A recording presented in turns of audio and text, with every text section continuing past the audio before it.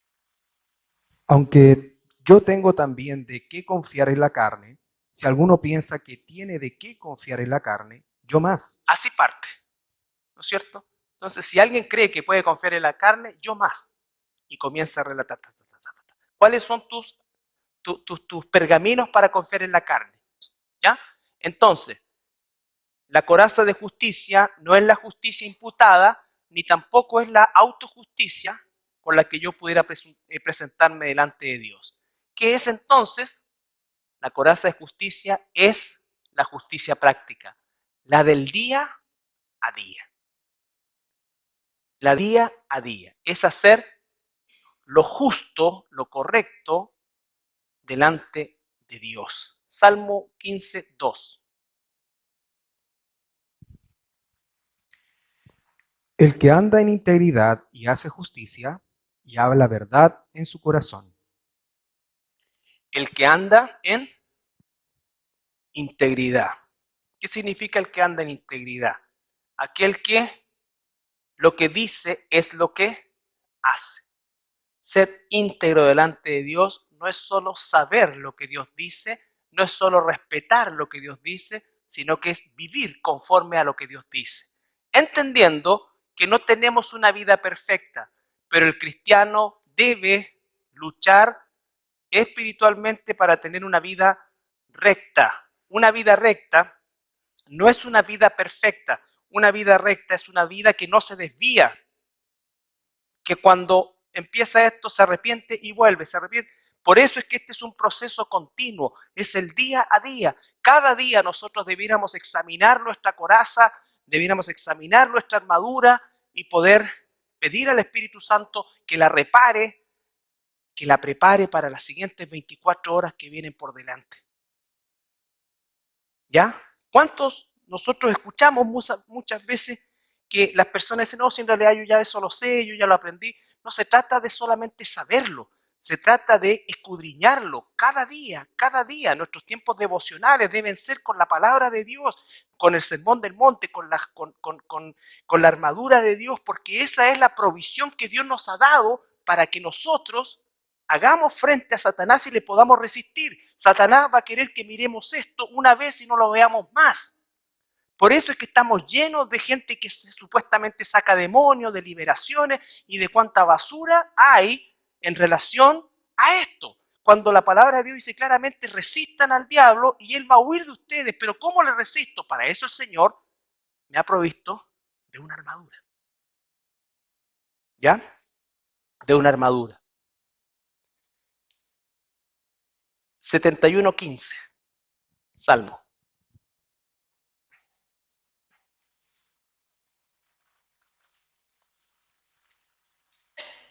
Mi boca publicará tu justicia y tus hechos de salvación todo el día, aunque no sé su número. Ya. Mi boca publicará tu justicia y mis hechos, acciones, acciones. ¿Qué es la coraza de justicia? Es colocarse sobre el cinto de la verdad las acciones de esa verdad que afirman mi vida. Yo sé que la palabra de Dios, que la Biblia es la verdad. ¿Cuántos de nosotros sabemos eso? Todos, ¿no es cierto? Ahora, la coraza es empezar a caminar en esa verdad, porque cuando yo empiezo a caminar en esa verdad, van a empezar los ataques. Y Satanás va a buscar alguna grieta donde poder hacer daño. Donde poder hacer daño. Ya sea torciendo la verdad o ya sea afectando mis emociones para que yo de alguna manera tuerza esa verdad. Por ejemplo, ¿cuántos de nosotros sabemos que debemos perdonar? ¿No es cierto? ¿Y cuál es el estándar de perdón para nosotros como cristianos? Como Dios nos perdonó, ¿no es cierto? Como Dios nos perdonó. Ahora, cuando nosotros, ¿han escuchado ustedes esa expresión? No sé, yo ya lo perdoné de corazón. En mi corazón ya lo perdoné. ¿Cierto? Claro, no. Anda y pide perdón. O anda y dile acciones. No, yo ya no hablé con él porque en realidad yo en mi corazón yo ya lo perdoné. ¿Y eso qué es lo que genera? Es una mentira, raíz de amargura, raíz de amargura, raíz de amargura, porque nosotros, y sobre todo los chilenos, tenemos miedo de hablarnos las cosas cara a cara. Tenemos miedo a eso. Somos una cultura que teme hablar de frente las cosas.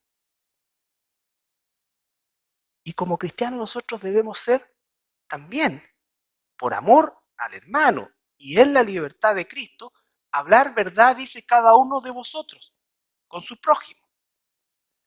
Entonces, cuando nosotros nos hemos sentido ofendidos, a lo mejor la otra persona ni siquiera se enteró que nos ofendió, ¿no es cierto?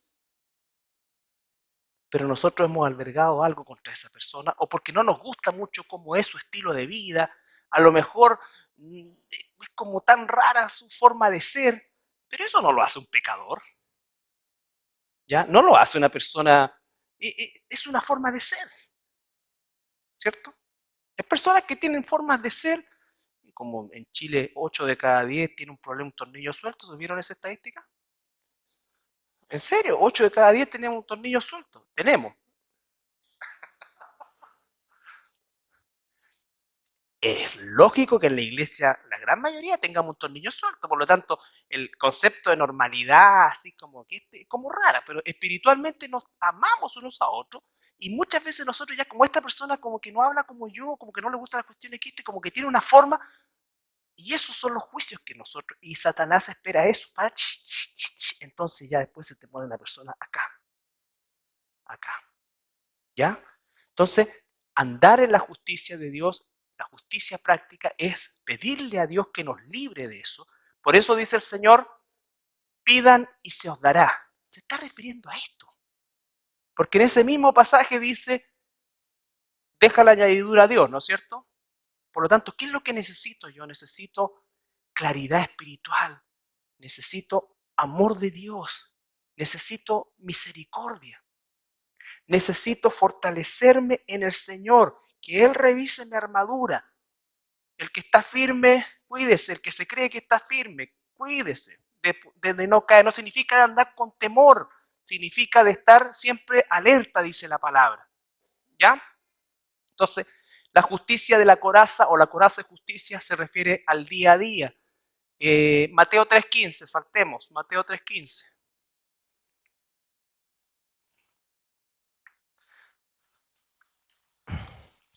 Pero Jesús le respondió, deja ahora, porque así conviene que cumplamos toda justicia.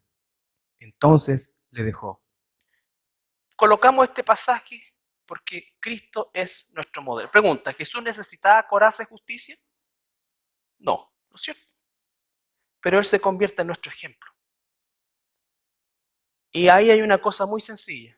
Llega delante de Juan el Bautista y le dice, Juan, bautízame, y Juan el Bautista se resiste porque obviamente sabía quién era, tú me tienes que bautizar a mí.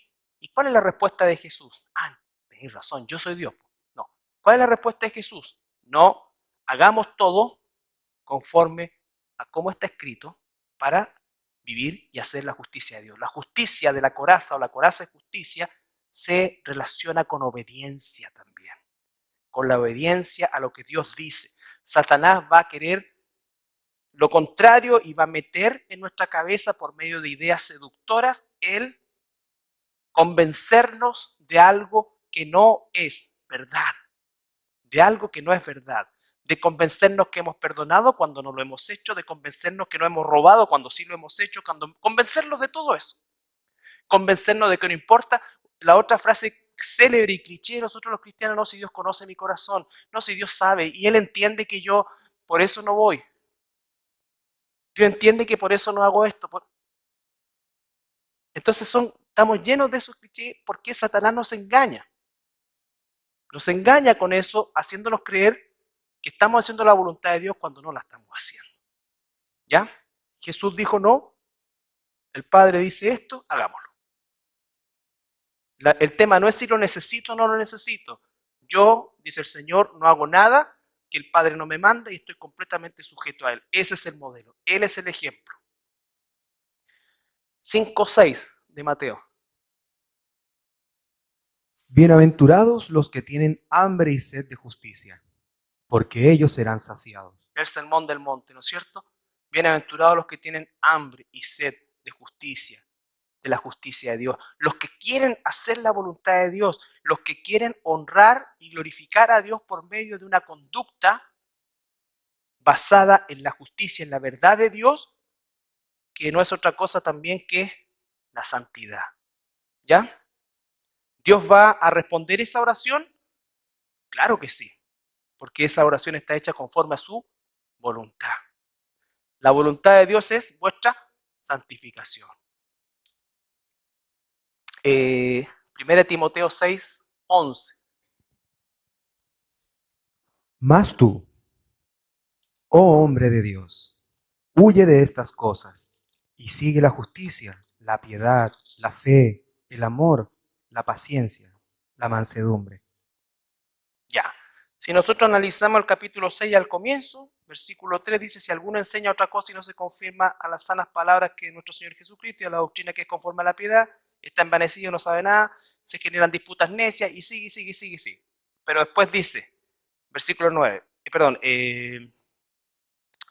11, más tú. Entonces ahora el foco viene en nosotros, como hijos de Dios. Huye de estas cosas.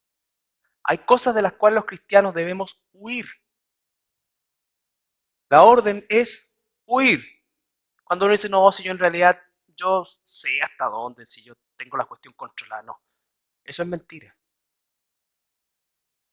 Dice, tus pies que caminan al mal, tus manos que tocan lo que no es debido, tu boca que dice lo que no corresponde. Cualquier cosa que nos inste o nos incite a eso, huye de eso. Huye de eso, definitivamente. ¿Y qué haz por el contrario?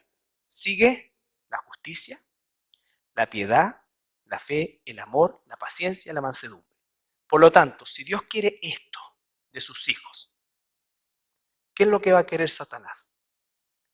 Que nos involucremos en vez de huir, que creamos que tenemos control cuando no lo tenemos, que no sigamos la justicia de Dios, sino que nuestra propia justicia o justificaciones, no sigamos la piedad, perdamos la fe, perdamos el amor, perdamos la paciencia y perdamos la mansedumbre.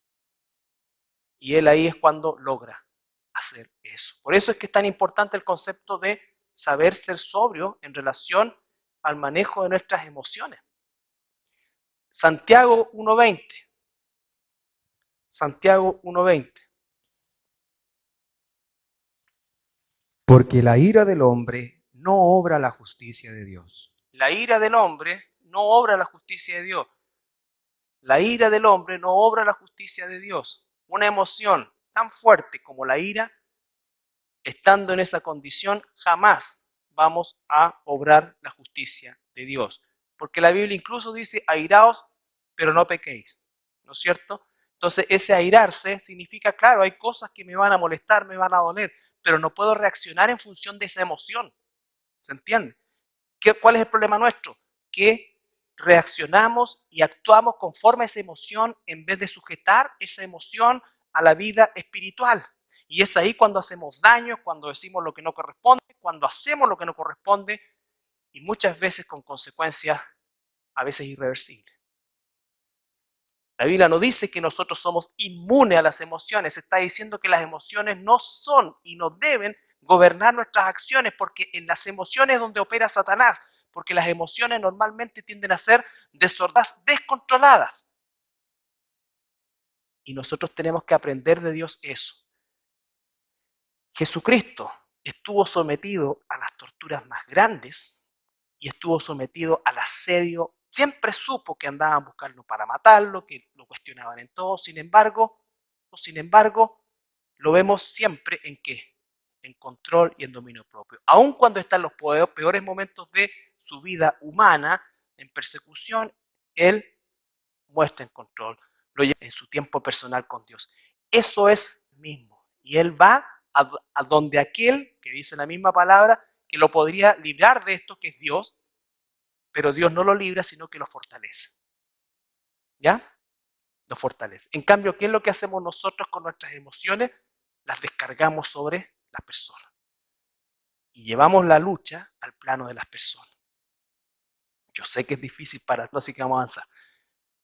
La lucha por nuestra santificación. Romanos 6, 19 al 22. Mira esto, qué lindo.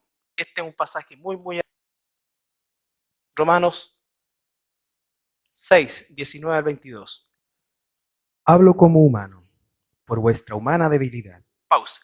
Hablo como humano por vuestra humana debilidad. Pablo se reconoce humano, se reconoce pecador, donde necesita, por eso dice, bienaventurados los pobres en espíritu, porque de ellos el reino de los cielos. Ellos, ¿por qué? Porque todos los días yo necesito de Dios, todos los días necesito de su cuidado, de su dirección, de su limpieza, de su consuelo, de todo. Hablo como humano por vuestra humana debilidad, que así como para iniquidad presentasteis vuestros miembros para servir justicia. Pausa. Así como cuando estaba posicionalmente sin Dios, presentaba, dice, mis miembros para qué cosa, para la injusticia, para el pecado, mis manos, mis pies, mi boca, porque no tenía ninguna otra posibilidad, ¿no es cierto? En distintos niveles, en distintos grados, como fuera, pero sin Cristo yo no tenía ninguna oportunidad de hacer justicia de Dios, hacer la justicia de Dios, hasta cuando Él me justificó y entonces ahora yo puedo hacer y vivir, y Él va a ir transformando mi manera de pensar, mi manera de vivir, y voy a llegar un día a amar más lo que Él ama y a odiar más lo que Él odia. Nunca voy a amar perfectamente como Él y nunca voy a odiar perfectamente como Él, pero mi vida, un cambio y una transformación, y eso se va a notar, y eso se llama fruto del Espíritu. Primera de Pedro 1:14. Pero ¿dónde fue a derramarse? Con Dios, y ser escuchado y orar, y a lo mejor ser también exhortado, ser corregido. Entonces, a lo que me refiero es cuando nosotros buscamos solamente eso y no buscamos primeramente al Señor. ¿Ya? ¿Ya? Entonces, la segunda parte, el versículo 14 dice, como hijos obedientes. ¿Ya? No andemos como andábamos antes, sino que esa es nuestra forma de participar, caminando en la justicia de Dios, esa coraza resistiendo los dardos del enemigo. ¿Para qué? Para que nosotros avancemos en la vida y traigamos gloria y honra a nuestro Dios. ¿Ya? Entonces, la coraza de justicia no es la justicia imputada, no es la autojusticia, es la justicia práctica del día a día. El sinónimo de andar en la justicia o la coraza de justicia es la santificación. La santificación. ¿Ya? Entonces, ya tenemos dos elementos de esa armadura de la provisión de Dios para hacer frente a esta batalla espiritual. Pero siempre resistiendo, esperando en el Señor. ¿Ya? Incluso cuando veamos la espada, muchas veces se enseñaba que la espada, o se enseña todavía que la espada es la única arma para atacar. Sí, pero en este caso es para resistir.